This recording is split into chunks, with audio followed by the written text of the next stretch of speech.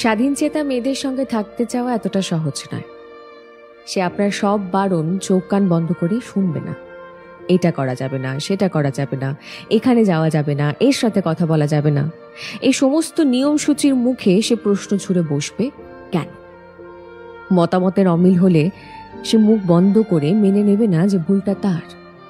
সে তর্ক করবে, লজিক্যালি কোনটা ঠিক কোনটা ভুল সেটা বিচার করবে।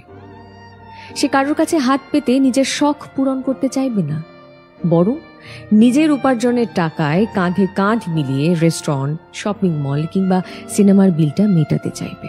সে আপনাকে ভালো তো বাসবে প্রচুর, কিন্তু নিজেকে অবহেলা করে নয়।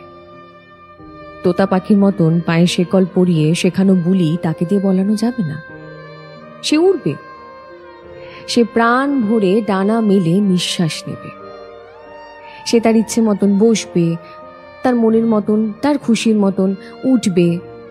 সে হা হা শব্দ করে হাসবে, নিজেকে প্রচুর ভালোবাসবে।